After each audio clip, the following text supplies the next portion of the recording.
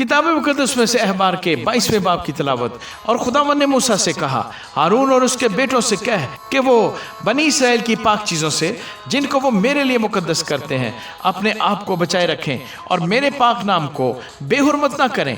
मैं खुदावंद हूँ। उनको कह दे कि तुम्हारी पुश्त दर पुश्त जो कोई तुम्हारी नस्ल में से अपनी नापाकी की हालत में उन पाक चीज़ों के पास जाए जिनको बनी इसराइल खुदावंद के लिए मुकद्दस करते हैं, वो शख्स मेरे हजूर से काट डाला जाएगा। मैं खुदावंद हूँ। हारून की नस्ल में जो कोढ़ी या जरियान का मरीज हो, वो जब तक पाक ना हो जाए पाक चीज़ों में से कुछ ना खाए। और जो कोई ऐसी चीज़ को जो मुर्दा के सबब से नापाक हो गई है या उस शख्स को जिसकी धात बहती हो छुए, या जो कोई किसी रेंगने वाले जानदार को जिसके छूने से वो नापाक हो सकता है छुए, या किसी ऐसे शख्स को छुए जिससे उसकी नापाकी खा वो किसी किस्म की हो उसको भी लग सकती हो, तो वो आदमी जो इनमें से किसी को छुए शाम तक नापाक रहेगा। और जब तक पानी से गुस्ल ना कर ले पाक चीज़ों में से कुछ ना खाए, और वो उस वक्त पाक ठहरेगा जब आफताब गुरूब हो जाए। इसके बाद वो पाक चीज़ों में से खाए क्योंकि ये उसकी खुराक है। और मुर्दार या दरिंदा के फाड़े हुए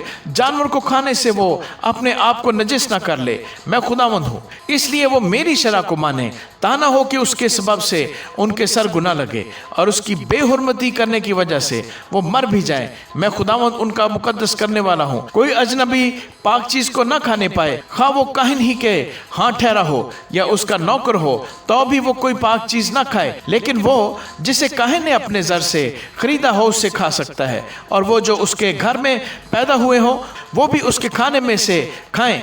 अगर काहिन की बेटी किसी अजनबी से ब्याही गई हो तो वो पाक चीज़ों की कुर्बानी में से कुछ ना खाए। पर अगर काहिन की बेटी बेवा हो जाए या मुतलका हो और बे औलाद हो और लड़कपन के दिनों की तरह अपने बाप के घर में फिर आकर रहे, तो वो अपने बाप के खाने में से खाए, लेकिन कोई अजनबी उससे ना खाए। और अगर कोई नादानिस्ता पाक चीज़ को खा जाए तो वो उसके 5वें हिस्से के बराबर अपने पास से उसमें मिलाकर वो पाक चीज़ काहिन को दे।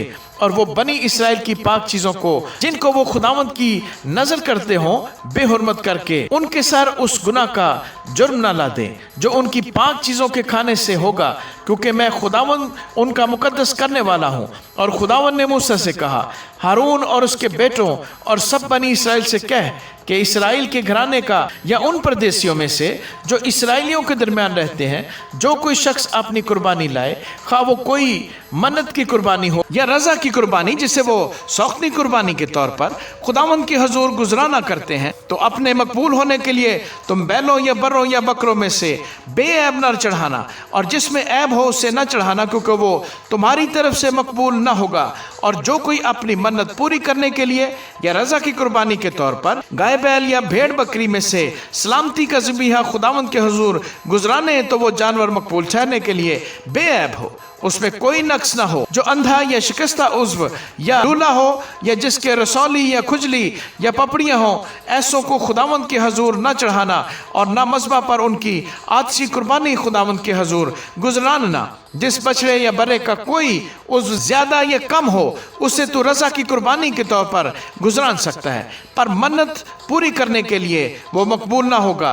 जिस जानवर के खसिए कुचले हुए या चूर किए हुए या टूटे या कटे हुए हों उसे तुम खुदावंद के हजूर न चढ़ाना, और न अपने मुल्क में ऐसा काम करना, और न इनमें से किसी को लेकर तुम अपने खुदा की ग़िज़ा परदेसी या अजनबी के हाथ से चढ़वाना, क्योंकि उनका बिगाड़ उनमें मौजूद होता है, उनमें ऐब है, सो वो तुम्हारी तरफ से मकबूल ना होंगे। और खुदावंद ने मूसा से कहा, जिस वक्त बछड़ा या भेड़ या बकरी का बच्चा पैदा हो तो 7 दिन तक वो अपनी माँ के साथ रहे, और 8वें दिन से और उसके बाद से वो खुदावंद की आतशी कुर्बानी के लिए मकबूल होगा। और ख्वाह गाय हो या भेड़ बकरी, तुम उसे और उसके बच्चे दोनों को एक ही दिन ज़बह ना करना। और जब तुम खुदावंद के शुक्राने का ज़बीहा कुर्बानी करो तो उसे इस तरह कुर्बानी करना कि तुम मकबूल ठहरो और वो उसी दिन खा भी लिया जाए। तुम उसमें से कुछ भी दूसरे दिन की सुबह तक बाकी न छोड़ना। मैं खुदावंद हूँ, सो तुम मेरे हुक्मों को मानना और उन पर अमल करना।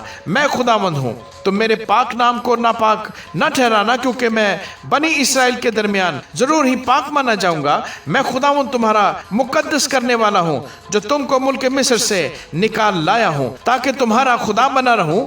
मैं खुदावंद हूँ। आमीन।